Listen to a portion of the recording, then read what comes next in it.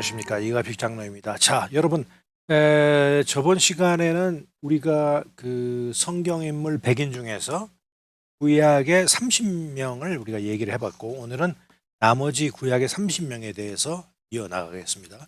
첫 번째로 이스마엘입니다. 자, 이스마엘은 여러분들 잘 아시다시피 아브라함의 첫째 아들이죠. 그 이름은 하느님이 들으신다라는 뜻인데, 여기서 중요한 거는 이스마엘은 어, 하갈의 몸에서 태어난 서자, 그리고 사라라고 하는 본 부인에서 태어난 이삭이 있죠. 이삭이 이제 사실은 둘째 아들이 되겠지만은 적자 태생이기 때문에 이제 장자가 된다 이렇게 말할 수가 있겠습니다. 그래서 다시 한번 정리하자면 아브라함과 사라의 종 그 애굽 여인 하갈 사이에서 나온 아들입니다. 그래서 그의 자손 중에나 나중에 그 모슬람 회교의 교조라고 할 수 있는 마호멧이 출생한 것으로 알려져 있습니다. 다음으로 야곱에 대해서 알아보겠습니다. 자, 야곱은 누굽니까? 아브라함이 이삭을 낳았고, 그다음에 이삭이 야곱과 에서를 낳았죠. 자, 마찬가지 시츄에이션입니다. 거의 비슷합니다. 야곱과 에서를 낳았지만은 사실은 에서가 형입니다. 그러나 그 단파 쪽 사건으로 인해서 장자권을 에서가 야곱한테 팔은 격이 되었죠. 그래서 결국은 장자권이 야곱한테 돌아가게 됩니다. 자, 그래서 이삭의 아들이자 이스라엘의 12지파가 나오는 그 12명의 아들의 아버지가 바로 야곱입니다. 여기서 이제 야곱은 이제 그 이름의 뜻은 발 뒤축을 잡았다. 여기서 알다시피 이제 그 야곱이 에서한테 지지 않으려고 발을 잡지 않았냐 뭐 이런 비유도 있습니다만 어쨌든 간에 에서 다음으로 야곱이 같이 나온 것을 우리가 알 수 있습니다. 자, 여기서 중요한 거 한 가지는 그 야곱이라는 사람은 상당히 그 머리를 많이 굴리고 이기적이고 그런 사람입니다. 그런데도 하나님께서 축복을 해주셨거든요. 그래서 우리가 알 수 있는 것은 하나님의 은총과 축복은 그 인간적인 행위에 대한 어떤 보상이 아니라 하나님과 맺은 계약의 그 원칙에 따를 때에 하나님께서 주시는 하나의 복이 아닌가 이렇게 우리가 생각해 볼 수가 있다는 것을 우리가 야곱의 케이스에서 느낄 수가 있겠습니다. 그 다음에 이제 에레미야인데요. 에레미야는 유다의 눈물을 흘리는 선지자이며 눈물의 선지자이며 에레미야서의 저자입니다. 에레미야 애가의 저자이기도 하죠. 그래서 에레미야 애가는 사실은 예루살렘의 멸망을 애도는 장례식 애가를 썼다. 그래서 이제 에레미야 애가라고 이렇게 알려져 있습니다. 자, 그런데 이 에레미야는 굉장히 그 정열적인 애국지사라고 알려져 있습니다. 그래서 이제 백성들이 여호와를 배반하고 국가와 민족을 좀먹는 행동을 일삼는 그런 것을 볼 때 통분하여서 크게 책망을 한 선지자로 알려지고 있습니다. 그리고 이제 이 에레미야는요, 갈대인에게 항복하라, 바빌론에게 항복하라 하는 그런 하나님의 말씀을 전할 때에 그렇게 전하는 에레미야를 유다의 왕은 토굴에 가두기도 하고 핍박하기도 했습니다. 그러나 결국 에레미야 예언대로 바빌론의 느부갓네살 왕이 예루살렘을 2년 만에 함락시키고 여러분 잘 아시는 마지막 왕이 있죠. 유다의 마지막 왕인 시드기야 왕을 사로잡고 그 면전에서 그 두 아들을 죽이고 그 시드기야 왕의 눈을 빼서 바빌론으로 데리고 간 그런 사건도 여기서 있습니다. 자, 이번에는 이제 욥에 대해서 얘기를 하겠고요. 하나님께서는 이 부유하고 의로운 자가 사탄에게 고난을 받는 것을 허락하심으로써 고난 가운데서도 하나님의 임재와 권세를 나타내 보이셨습니다. 그 하나님께서 사탄에게 이제 욥을 칭찬을 좀 했습니다. 칭찬을 했더니 사탄이 말하기를 뭐 그거야 뭐 재산도 많이 주시고 자녀가 많으니까 또 행복한 생활을 하니까 하나님을 거역할 필요가 뭐 있겠냐고 이렇게 대답을 했습니다. 그러니까 여호와가 사탄에게 좋다. 욥의 생명은 해하지 말고 무엇이든지 한번 시험해 보라.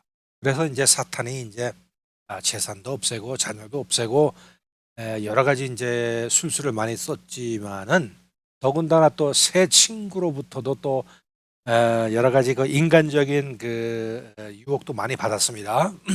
하나님을 저주하라는 등. 그러나 하나님을 경외하는 마음에는 결코 변함이 없었습니다. 그래서 결과적으로 하나님께서 전보다의 몇 배의 축복을 내려주셨다 하는 그 주인공이 바로 욥입니다. 그 다음으로 이제 요나를 우리가 생각해 볼 수 있겠습니다. 요나는 이제 유명하게 이제 고래 뱃속에 들어간 사람으로 이제 알려져 있는데 그 옛날에 그 아수리아의 수도가 느느웨였습니다. 그런데 어느 날 하나님께서 요나한테 나타나셔서 말씀하시기를 느느웨에 가서 내아의 메시지를 전파하라.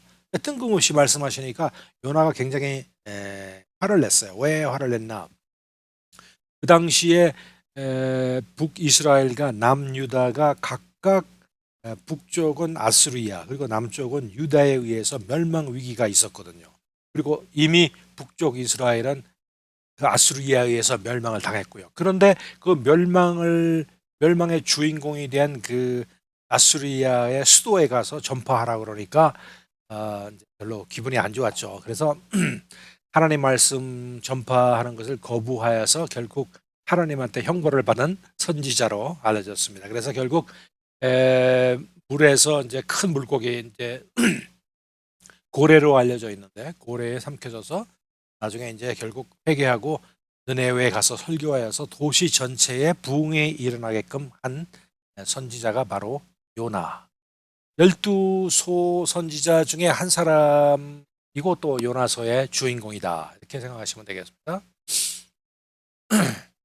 그다음에 이제 요나단을 한번 생각해 보겠습니다. 자, 요나단은 사울 왕의 아들입니다. 그리고 다윗의 가장 가까운 친구입니다. 그런데 이제 문제가 뭐냐면은 사울이 다윗을 처음에는 굉장히 좋아했었습니다. 그런데 점점 이제 경쟁 의식을 느끼고 질투를 느끼기 시작하면서 다윗을 몇 번이고 죽이려고 시도를 했는데 그 사실을 사울 왕의 아들인 요나단은 잘 알고 있죠. 그래서 아버지와 우정 사이에 고민을 한 갈등을 한 아주 가까운 친구입니다. 그래서 이제 그 결국은 블레셋과의 전쟁에서 길보아 산에서 아버지 사울과 함께 전사를 했습니다. 그래서 이 소식을 들은 다윗은 슬픈 노래로 사울과 요나단을 조문하였으니 곧 그 활의 노래라고 하는데 이게 이제 야살의 책에까지 기록되었다. 이 야살의 책이라는 것이 있는데 제가 이제 다른 세션에서 야살의 책에 대해서 얘기를 했는데 야살의 책은 사실은 외경입니다. 성경 경전으로 정경으로는 인정을 받지 못하지만은 성경에서 두 번이나 인용을 한 레퍼런스를 한 믿을 만한 어떤 참고로 하기에 굉장히 가치가 있는 그런 책입니다. 거기까지 이 다윗과 요나단의 얘기가 적혀 있다는 것을 여러분들께서 알아두시면 되겠습니다. 자, 그다음에 이제 요셉으로 넘어갑니다. 요셉은 야곱이 가장 좋아했던 아들입니다. 요셉은 12아들이 있었는데 그 12아들이 하나하나가 부족이 되면서 12부족이 이스라엘의 민족이 되어버렸죠. 자, 그런데 그 중에서도 이제 야곱이 가장 좋아하는 아들이 요셉이었는데 요셉하고 베냐민이라고 있었어요. 또 두 아들이 자기가 사랑하는 누구였죠? 레이첼 몸에서 태어난 그 야곱과 베냐민을 좋아했다. 자, 그런데 이제 또 특이할 만한 것은 이 요셉이 그들의 형제들에 의해서 노예로 팔렸어요. 그래서 나중에 이집트로 팔려가서 그의 지위를 이제 총리 대신이 되었죠. 총리 대신이 돼가지고 그 지위를 이용해서 그의 형제들과 아버지를 기근에서 구했다라고 이제 알려져 있습니다. 자, 근데 여러분께서 뭐 저한테도 질문하신 분도 꽤 있는데 과연 이 애굽이라는 그 막대한 나라가 어떻게 이 종으로 팔려온 요셉을 아무리 꿈 해석을 잘한다고 그래도 어떻게 총리 대신까지 시킬 수가 있었나? 왕의 직계 적자가 아니면은 되지가 않은 이러한 과정을 어떻게 빠져나갈 수가 있었나? 이제 그렇게 질문을 하시는데요. 여러분께서 하나 알아두실 것은 이 당시에 이 애굽의 그 12대, 11대, 12대 이렇게 쭉 이렇게 진행이 되어 왔습니다. 진행이 되어 왔는데 이 13대쯤에서 이 동쪽에 있는 요셉이 살고 있는 이스라엘이 살고 있는 그 지역에서 셈족이라고 하면은 셈, 함, 야베스 해가지고 셈족이 있지 않습니까? 그 셈족의 일원인 힉소스라는 그 민족이 서쪽으로 소방으로 진출을 하면서 이 애굽 땅의 일부분을 차지합니다. 그래서 일부분을 차지하고 그러니까 정통 애굽 민족과 침략해서 들어온 그 힉소스 그러니까 유대 민족 중에 하나인 힉소스 왕조가 서로 공립하는 그런 상황이 있는데 이때는 그 힉소스의 세력이 커져가는 단계인데 그 힉소스가 바로 이 요셉을 총리 대신으로 앉혔다는 것입니다.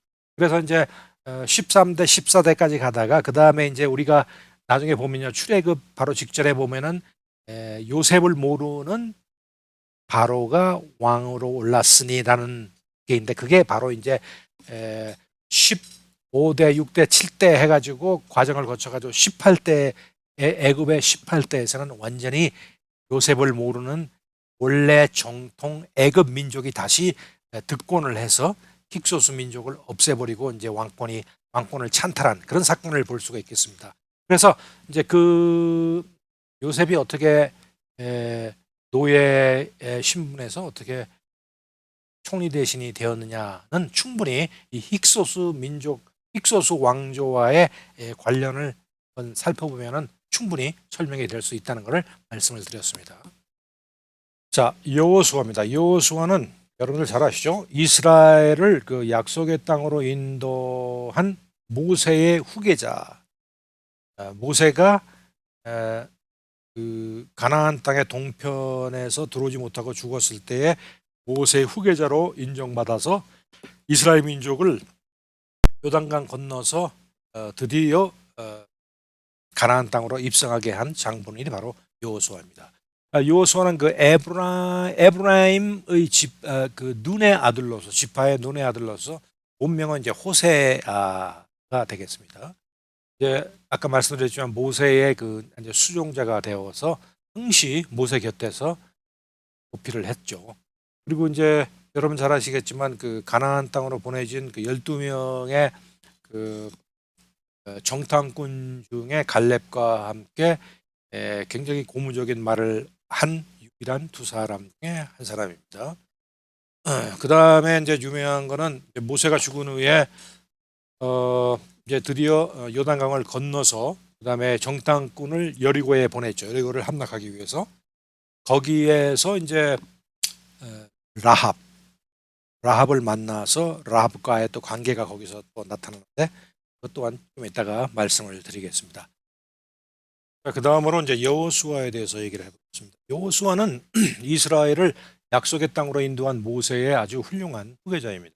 에브라임 지파하고 눈의 아들로서 본명은 호세와 가나안 땅에 보내진 그 12명의 정탐꾼 중에서 10명은 매우 부정적인 말을 했지만은 2명 갈렙과 함께 그들은 우리의 밥이다라고 말할 정도로 아주 용맹하고 하나님을 신뢰하는 자였습니다. 그런데 이제 이 여호수아가 요단강을 건넌 다음에 요단강 건널 때요. 그 이스라엘 지파 중에서 그 12명을 선택을 해서 언약궤를 메우고 요단강을 육지같이 건너서 건너간 사람입니다. 그리고 여러분 잘 아시다시피 이제 그 여리고성을 치기 전에 정탐꾼을 역시 보냈지 않습니까? 두 사람을 살몬 장군을 위시해서 두 사람을 보냈는데 거기서 이제 기생 라합과 연관이 되어서 나중에 기생 라합을 구해주고 라합과 또 살몬 장군이 또 인연을 맺어서 거기에서 다윗의 후손이 이제 되는 그것이 바로 이제 나와 있고 여호수아에 대해서 알아봤습니다. 요시야는 그 유대의 16대 왕인데요. 이 왕은 유일하게 남아있는 모세 율법 사본을 발견해서 그것을 활용해서 그의 백성을 대부흥으로 인도한 아주 하나님이 보시기에 좋은 왕이다라고 칭찬을 들은 사람 중에 하나입니다. 부왕이 그 아버지가 살해를 당했는데 살해를 당해서 할 수 없이 불과 8살에 왕위에 올라서 30여 년간 통치를 했습니다. 그러나 그런 바빌론과 애국과의 싸움에 휩쓸려서 그때 이제 그 바빌론을 따르자 애굽을 따르자 하는 여러 가지 뭐 갈등이 있었는데 어쨌든 간에 그 바빌론과 애국과의 싸움에 휩쓸려서 무기익도에서 전사를 한 그런 왕입니다. 그 다음에 이제 레아는 야곱이 라반이라는 그 삼촌 댁에 가가지고 7년 일하고 또 7년 일하고 나머지 6년 일해가지고 20년 동안 일을 했지 않습니까? 처음에 7년 일할 때는 라헬이라는 그 딸한테 반해서 이제 7년 동안 이제 일을 했는데 일하기 전에 이제 라헬과 정혼을 허락했죠. 그런데 이제 그 삼촌 라반이 술수를 써가지고 라헬의 그 언니인 그 레아를 이제 그 신혼방에 들여보내가지고 야곱이 속은 걸 알고 다시 7년 일해서 일한다고 이제 하고 드디어 이제 라헬까지 이제 신부로 삼은 바로 그 라헬의 언니가 되는 사람이 레아입니다. 그래서 이 레아는요 6남 1녀를 낳았죠. 1녀는 이제 그 우리가 이스라엘 민족이 12지파인데 12아들인데 딸도 하나 있었어. 디나라고 하는데 디나가 또 이제 뭐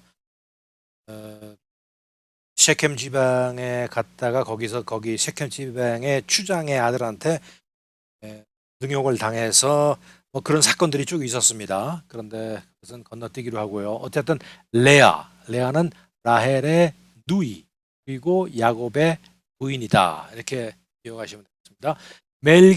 멜기세덱은요. 살렘 왕으로 또는 대제사장으로 알려져 있는데 아브라함이 그에게 11조를 바쳤어요. 이때는 율법이 없었을 때인데 아브라함이 11조를 바친 것 자체가 이제 11조의 중요성을 이때 이제 우리가 필요할 수가 있고 또 11조를 아무한테나 바치는 것이 아니기 때문에 그 멜기세덱이라는 사람의 그 소위 제사장 직무는 나중에 그 예수 그리스도의 대제사장 사역과 연관이 될 수 있다라고 이렇게 우리가 보고 있는 겁니다. 아무튼 그 이 멜기세덱은 그 후 세대의 그 이상적인 왕의 전형이 되었고요. 영원한 제사장으로 이제 칭함을 받게 되었고 그 히브리서에 보면은 그의 특이한 지위를 묘사해서 그리스도의 우월성과 같이 이렇게 연관지어서 설명되기도 합니다. 그 다음에 이제 무드셀라는 이제 성경에 기록한 사람들 중에서 가장 오래 살은 사람이죠. 969살까지 살았습니다. 그런데 무드셀라는 창을 던지는 사람이라는 뜻이라고 합니다. 무드셀라는 에녹의 아들이고 노아의 조부였습니다.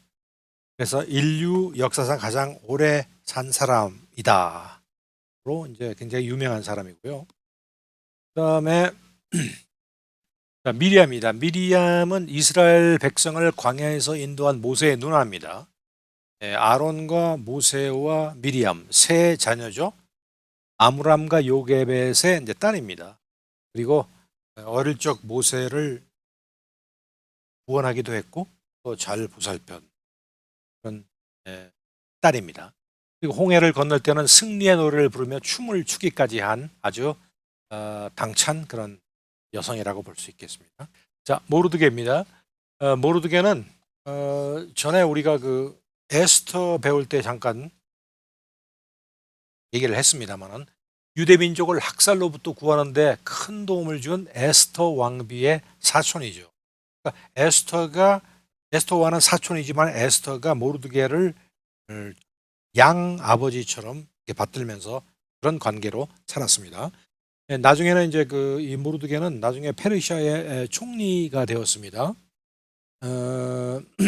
이 모르드게는 그 출신은 베냐민 지파 출신으로 이제 포로로 이제 잡혀왔던 사람이죠. 그런데 이제 이 사람이 하만 그 총리의 아주 사악한 하만의 술수에 빠져가지고 이제 유대 민족이 목숨이 지척간에 있을 때에 아하수에로 왕 때죠. 그 왕의 암살 사건을 이 모르드게가 알아가지고 알려줘가지고 그 왕의 목숨을 살려준 것을 이 왕이 알고 있었어요. 그래서 이 하만이 그 유다 민족을 말살하려고 하는 그 계획을 모르드게가 알아가지고 에스더를 통해서 그 왕한테 전했을 때 그 왕이 바로 그 사람이 모르드게구나 자기 살려준 팁을 줘가지고 그래서 이제 모르드게를 위해서 그 하만을 죽이고 나중에 이제 페르시아의 총리까지 모르드게를 시킨 그런 사건이 있었죠. 그때의 주인공이 모르드게입니다. 자, 모세입니다. 모세는 이스라엘의 구원자이자 백성을 인도한 율법을 준 자입니다. 물론 율법은 하나님께서 주셨지만 그 율법을 이스라엘 민족들한테 실제로 준 사람이죠. 그리고 이집트에서 약속의 땅 국경까지 인도한 자입니다. 아시겠지만 모세는 가나안 땅에 들어가지 못했습니다. 여호수아와 갈렙만이 그리고 새로 태어난 광야에서 태어난 제2세대만이 새로운 땅에 들어가게 되었습니다. 그리고 창출 레민신 하는 그 모세오경 성경의 처음 5권의 책을 쓴 저자이기도 합니다. 모세는 물에서 건졌다는 그런 뜻이고요. 아버지는 잘 아시는 아므람, 어머니는 요게벳. 아까 우리가 자주 들어서 이제 잘 알고 있습니다. 1527년 BC 1527년에 태어났고 40년 후에 미디안 광야로 도망을 갔고 그 후에 40년 동안 광야에서 이제 말한 영적인 훈련을 받고 이제 돌아와서 1447년에 바로를 대면하고 1446년에 드디어 출애굽을 한 장본인입니다. 나아만. 자, 나아만은 엘리사 여러분 아시죠? 엘리야의 후계자 엘리사. 선지자 엘리사에게 납병 고침을 받은 시리아 군대 장관입니다. 시리아 왕 벤하닷의 그 장군이었는데요. 이 나아만 장군이 문둥병에 걸렸어요. 근데 이제 나을 방법이 없으니까 왕한테 얘기하고 군사를 이끌고 치유의 은사가 있다는 그 엘리사를 찾아서 이제 와서 선지자 엘리사에게 납병을 낫기를 원합니다. 이렇게 청을 한 거죠. 그래서 방문했는데 이스라엘의 그 어린 계집종의 말을 듣고 엘리사를 이제 찾아왔는데 엘리사가 그러면은 내가 시키는 대로 해라 그래가지고 이제 방문에 들어가가지고 납병 고침을 받은 자가 바로 나아만 선지자 장본인이 되겠습니다. 그다음에 나오미입니다. 나오미는 룻의 시어머니자 다윗 왕의 고조 할머니가 됩니다. 자, 그런데 이 나오미가 이름의 뜻은 희락, 즐거움, 행복이고 이 사람의 그 남편이 있는데요. 남편이 그 엘리멜렉이라는 사람입니다. 그래서 이 사람들이 가나안 땅에 너무나 그 기근이 들어가지고 먹고 살 게 없으니까 우리가 모압 쪽으로 가자 그래가지고 그 남편하고 아내 그 나오미하고 아들 둘하고 이제 며느리 둘하고 해서 6명이 모압 지방에 온 겁니다. 왔는데 불행인지 뭐 저주인지 그 남편도 죽고 그다음에 두 아들도 죽었어요. 그러니까 이제 어떻게 되겠습니까? 그 며느리 둘만 남는데 며느리 둘한테 너희들 이제 끝났으니까 너희들 각자 고향으로 가서 살아라 그렇게 했더니 첫 며느리는 가겠다고 그랬는데 둘째 며느리인 룻은 나는 어머니가 가는 곳에 따라가겠다 그래가지고 이제 가나안까지 같이 따라온 바로 그 인물의 주인공이 나오미가 되겠습니다. 자, 그다음에 느부갓네살도 뭐 여러분들 너무나 잘 아시겠죠? 일단 그 히브리인들 그 다니엘과 뭐 3명의 친구들 불타는 용광로에 던졌던 그 신바빌로니아 제국의 창시자이자 왕입니다. 나중에 그런 그들과 다니엘을 모두 승진을 시켰습니다. 자, 그런데 이 느부갓네살 왕이 어느 시기에 하나님의 진노를 받아서 정신병에 걸려서 뭐 짐승같이 돌아다니면서 그런 생활을 하기도 한 사람입니다. 그런데 정신병이 회복된 후에 하나님을 칭송할 정도로 이제 바뀌는 모습을 보이기도 했습니다만은 그 다음에 다니엘이 그의 꿈을 해석한 다음부터는 다니엘을 바빌론의 치리자로 높은 자리에 앉힌 사람이 바로 느부갓네살 대왕입니다. 그 다음에 느헤미야가 있는데요. 바빌론 포로 생활이 끝난 후 페르시아에서 예루살렘까지 3차례의 마지막 왕복 여행을 이끌었습니다. 자, 그런데 여러분 아시겠지만 1차 기환, 2차 기환, 3차 기환이 있는데 그 1차 기환은 그 BC 537년에 수룹바벨을 통해서 1차 기환이 있었고요. 2차 기환은 몇 년 후에 에즈라, 그리고 3차 기환이 바로 이제 이 느헤미야가 3차 기환을 했는데 이 느헤미야라는 사람은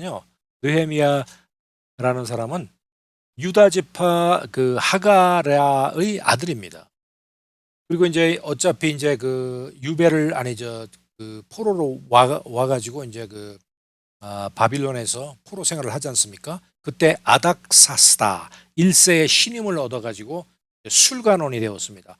근데 이제 술관원은 별거 아닌 것 같은데 고대 사회에서 술관원은 굉장히 그 왕의 신임을 얻은 하이 랭킹 오피서라고 할 수 있습니다. 왜냐하면은 술을 따라주는데 술에 독을 타면 곤란하잖아요. 그래서 어지간하게 신임을 얻지 않으면은 술관원이 될 수가 없는데 느헤미야가 바로 그 술관원이 되었어요. 그래서 3차 귀환 시에 아예 그 왕의 명령을 칙령을 받아가지고 총독으로 그 유다 땅에 돌아간 거예요. 돌아가서 그 도시 주변의 성벽을 재건하는 일을 했습니다. 그 다음에 노아입니다. 노아는 여러분들 모르시는 분이 없을 것 같은데요. 하나님의 명령으로 배를 만들고 방주죠. 아내와 세 아들과 세 아들의 아내들과 함께 대홍수에서 살아남은 사람입니다. 시대가 너무 악하니까 하나님께서 이제 이 시대를 심판하기로 작정하시고 물심판을 하기 위해서 노아에게 방주를 지어라. 그래서 120년간 방주를 만들었는데 사실은 성경학자들이 120년은 아니다라고 이렇게 말하는 사람들이 많습니다. 어쨌든 간에 100년에서 120년 걸쳐서 방주를 만들었고 그 속에 들어가서 40일 동안 비가 오고 1년 동안 방주에서 살다가 드디어 아라랏산에 머물고 노아가 방주에서 나오는데 하나님께서 다시는 물로 멸하지 않기로 약속하시고 그 징표로 무지개를 주었는데 그 사건의 주인공이 바로 노아였습니다. 그 다음에 라헬은 아까도 말씀드린 대로 레아의 동생이 됩니다. 그리고 야곱이 실제로 사랑을 했기 때문에 7년간을 이를 했는데 바로 이 라헬을 위해서 일을 하고서 결혼을 하려고 그랬는데 라헬 대신에 레아를 라반이 먼저 집어넣어줬죠. 물론 이제 7년 더 일하고 라헬을 7년 더 일한다는 조건으로 라헬을까지 이제 아내를 삼기는 했지만은 자, 라헬은 그 요셉과 베냐민의 어머니입니다. 야곱은 그 특히 그 요셉을 굉장히 사랑했고 이 베냐민은요 이 라헬이 마지막 그 가나안 땅에 이제 여행을 하는 도중에 에브라 부근에서 바로 이 베냐민을 놓고서 거기서 죽었습니다. 그런 사건이 있습니다. 라헬이었습니다. 그다음에 라합은 아까 말씀드렸지만은 그 요수아가 이제 요단강을 건너서 이제 가나안을 치기 시작하고 처음으로 이제 빅 프로젝트이 이제 여리고성이었죠. 자, 여리고성을 이제 함락하기 전에 2명의 정탐꾼을 보냈는데 그 정탐꾼 중에 한 사람이 이제 살몬 장군이었는데 그 살몬 장군이 라합을 만나서 라합과 모종의 딜을 하죠. 정보를 받고 너희 가족을 살려주겠다. 그래가지고 그것이 인연이 돼가지고 나중에 이제 그 살몬과 라합이 이제 결혼을 해서 보아스를 낳게 되고 이제 이렇게 내려오는 계보가 되는데 바로 그때의 그 기생 라합이 바로 이 주인공입니다. 그 다음에 르브가는 뭘까요? 르베카, 영어는 르베카라고 그러는데 리브가인데 그 이삭의 아내이자 에서와 야곱의 어머니입니다. 그래서 이제 이때 이삭이 나이가 이제 뭐 40이 넘은 것 같아요. 그렇게 되니까 이제 결혼을 해야 되지 않습니까? 그래서 이제 아브라함이 이제 걱정이 돼가지고 아브라함이 자기의 신복이며 그의 종인 그 엘리에셀이라는 사람인데 그 사람 보고 내 말 잘 들어라 하면서 그 손을 나의 그 환도뼈 밑에 넣게 했습니다. 옛날에 그 이스라엘 민족에서는 귀한 맹세를 하거나 할 때는 환도뼈 밑에 손을 넣었다는 그런 문화가 전해지고 있습니다. 자, 그래서 환도뼈 밑에 손을 넣게 하고 맹세한 다음에 이제 아브라함이 말한 거는 뭐냐면은 이삭을 위해서 네가 배필을 정해와라. 배필을 구해와라. 그래서 이제 그때 구한 그 배필이 바로 이제 리브가 이삭의 아내가 되었죠.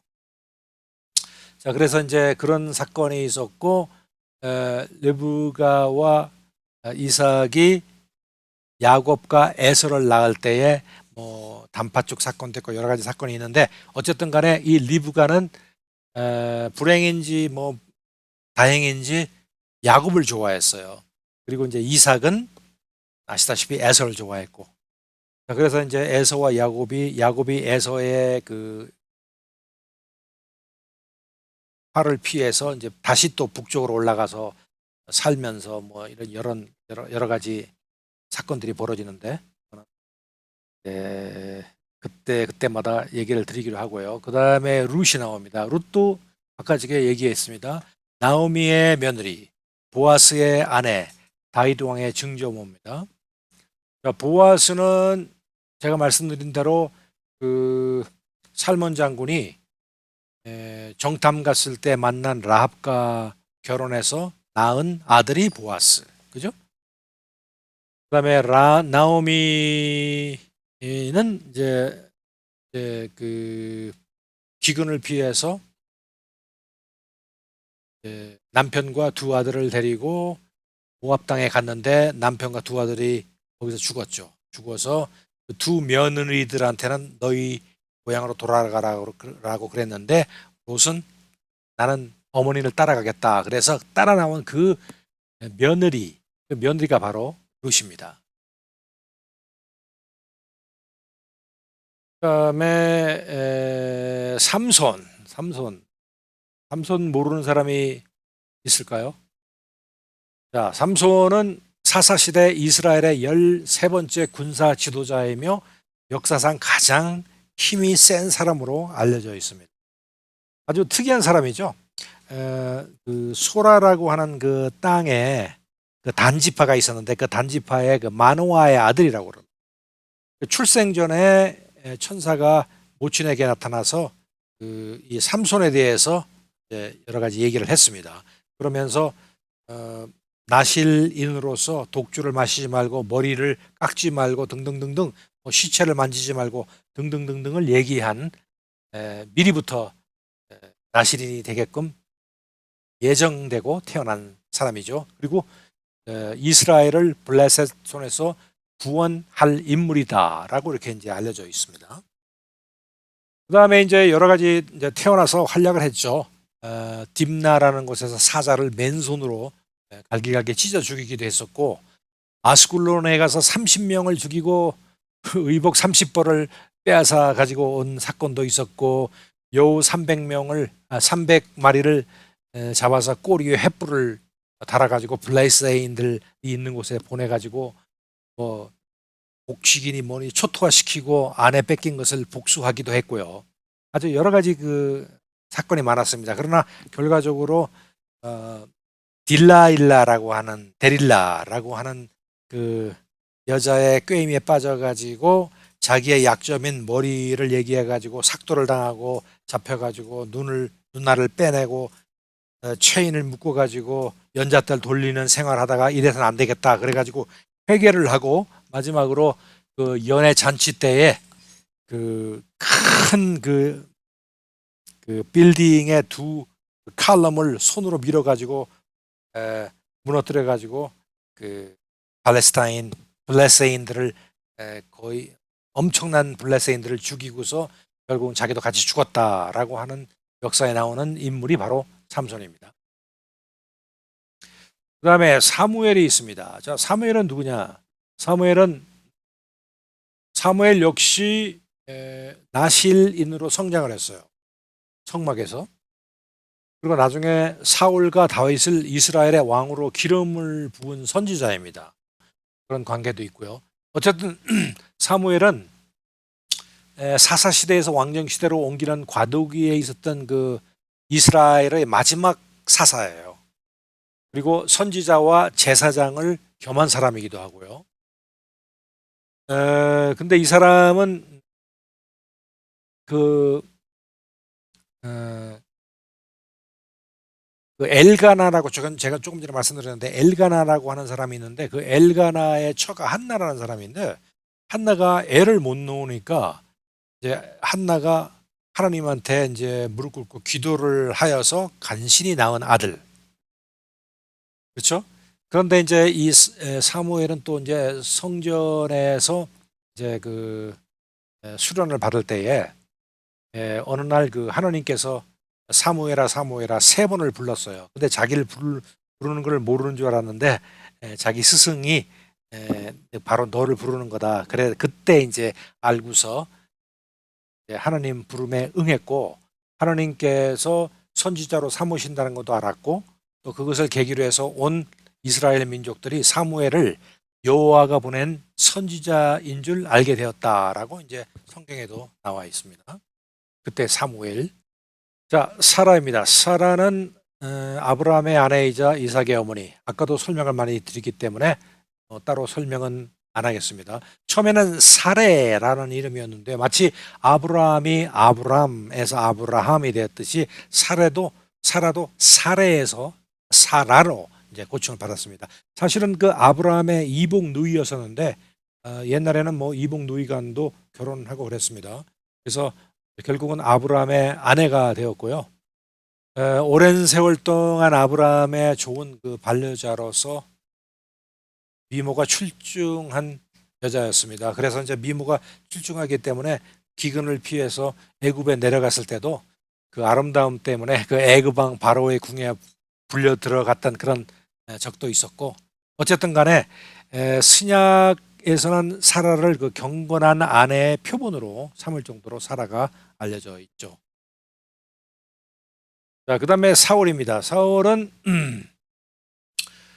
처음에는 아주 좋았습니다. 하나님한테 기름도 받고 하나님의 칭송도 받고 그랬는데 하나님을 떠난 이스라엘의 첫 번째 왕이 되어버렸어요. 왜 그런지 모르지만 그 질투, 다윗에 대한 그 질투가 큰 원인이 됐다는 걸 우리가 알고 있는데 이 사울은 그 베냐민 지파 기스의 아들입니다. 뭐 하여튼 뭐 보통 사람보다 뭐 머리통 하나가 클 정도로 용모가 크고 준수하고 성격도 좋았다고 전해져 있습니다. 그래서 이제 그 당시에 이스라엘 백성들이 사무엘에게 왕을 세워달라고 요청을 하고 있었던 어느 날, 이 바로 사울이라는 소년이 자기 부친 그 기스의 그 잃어버린 나귀를 찾으려고 이제 길거리에 나왔다가 사무엘을 만나서 거기서 기름을 받고 왕이 되어버렸어요.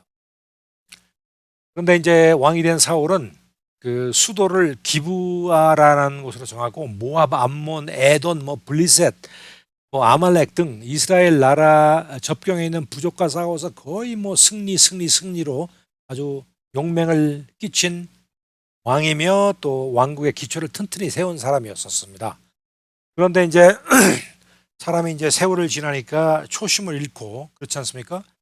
이제 얼마 후에는 여호와의 섭리를 망각하고 하나님의 뜻을 어기는 뭐 여러 가지 오만불손한 행위를 거듭하게 되어서 결국 하나님과 사무엘 선지의 눈에 거슬리게 되어서 이제 그때부터 이제 어긋나는 인생길이 되어버린 거죠. 자, 그것이 사울이었습니다. 그리고 이제 이어서 솔로몬은 다윗의 아들이자 역사상 가장 현명한 사람. 잠언, 전도서, 아가서의 저자이기도 합니다. 자, 그런데 이 솔로몬은 그 말뜻이 평화라는 뜻입니다. 그 아버지인 다윗은 솔로몬이 자기 왕위를 이어받을 것을 예견했기 때문에 솔로몬을 평화의 사람으로 호칭을 했습니다. 솔로몬이라는 뜻이 이제 평화라는 뜻이니까. 그리고 아시겠지만은 솔로몬은 그 밧세바의 아들인데 밧세바가 사실은 두 번째 소생이에요. 그 우리야와 그 밧세바 사이에 첫 소생이 있었고 두 번째 소생으로 솔로몬 사이에서 난 아들이고요. 다윗 왕의 전체 순위로서는 네 번째 아들이었습니다. 자, 그래서 이제 솔로몬은 다윗 왕이 하지 못한 그 성전도 건축하고 뭐 여러 가지 업적을 많이 남겼지만은 이제 후세에 갈수록 그 초심이 없어지고 각 나라에서 여러 가지 후궁 뭐 1000명이나 되는 후궁과 concub이ne들을 뒀으니까요. 그런데 문제는 뭐냐면 그렇게 많은 후궁을 데려오면서 그 나라에서 그 후궁들이 가져온 그 잡신들, 우상들이 있잖아요. 그거를 확실하게 선을 그어줘야 되는데 판단력이 어긋났는지 그거를 철저하게 못해서 거기서 우상이 들어오고 여러 가지 잡신이 들어오고 그래서 이제 솔로몬의 그때부터 이제 말로가 시작된 겁니다. 그래서 말로가 좋지 않았죠. 그래서 솔로몬을 끝으로 해서 북이스라엘, 남유다로 나눠지는 불행한 역사적인 사건이 벌어지는 그 주인공이 바로 솔로몬이 되겠습니다. 자, 이제 마지막 60번째로 이제 스룹바벨입니다. 스룹바벨은 바빌론 포로 이후 바벨론과 페르시아에서 세 번째 귀환 여행 중 첫 번째 여행을 조직하고 인도한 정치 지도자입니다. 스룹바벨이 이제 뭐 정치적인 지도자도 되겠고요. 제사장 직분도 있고, 그 고레스 칙령을 받고서 돌아올 때 첫 번째 귀한 여행을 조직한 사람이기도 하고, 돌아오자마자 하나님의 성전을 곧바로 세운 사람이기도 합니다. 그런데 이 스룹바벨에 대해서는 여러 가지 이제 그 전해 내려오는 이야기가 있어요. 그 중에 하나가 그 얘기가 긴데 짧게 그 관련된 부분만 얘기하자면은 그 메데 파사 하는 파사가 사실은 페르시아잖아요. 그 페르시아의 초대 왕이 이제 누구냐면은 고레스 대왕이죠. 사이러스라고도 하고 고레스 대왕인데 그 고레스 대왕이 누구냐면 이제 고레스 칙령 내릴 때 그 유대 민족을 너희 나라 돌아가라고 칙령을 내린 사람 바로 그 고레스 대왕인데 그 고레스 대왕이 칙령을 내리기 1년 전에 그 북쪽에 있는 바빌론을 멸망시키고 페르시아 왕국을 건설한 사람이거든요. 그런데 건설에서 처음으로 그 1차, 2차, 3차 귀환을 시킬 때 처음으로 수룹바벨을 중심으로 해가지고 보내는데 그 수룹바벨과 이 고레스가 친구지간이다. 이제 그런 말이 있습니다. 그 전설이 있죠. 그래서 이제 예전에 이게 굉장히 오래 들어가는데 고레스가 그 만단의 공주로부터 이제 난 아들인데 그 왕과 만단의 공주의 아버지와의 그 이상한 관계 때문에 도피 행각을 하면서 그때 양치는 그 수룹바벨과 서로 친분을 쌓아가지고 페르시아가 바빌론을 정복했을 때에 이 수룹바벨이 과의 옛날의 옛 우정을 생각해서 그런 우정 때문에 고레스 칙령을 내리고 또 귀환을 시키는데 큰 이익을 담당하지 않았냐 하는 그런 성경 외경의 그런 이야기도 있는데 바로 그 주인공이 이제 수룹바벨입니다. 자, 그래서 오늘은 이제 수룹바벨까지 간단하게 얘기를 나눠봤는데 구약의 1편에서 30명 그리고 2편에서 30명 이렇게 60명 이 정도만 여러분께서 아신다면은 구약의 전체를 뭐 자세하게는 아니더라도 구약 전체의 흐름에 어느 정도는 빅픽처를 가지고 이해하지 않을까라고 생각해서 구약의 60명을 알아보았습니다. 다음 시간에는 이제 신약의 또 한 40명 정도를 여러분과 같이 한번 알아보겠는데 다음을 기약하시고 여러분들 시간 나실 때마다 이 성경에 나오는 이 백인들을 중심으로 해가지고 인물을 많이 생각하시고 연구하시고 묵상을 하시면은 성경 공부하고 성경 전체를 이해하는 데 큰 도움이 된다고 저는 생각합니다. 자, 여러분 다음 시간에 뵙고 마치겠습니다. 감사합니다.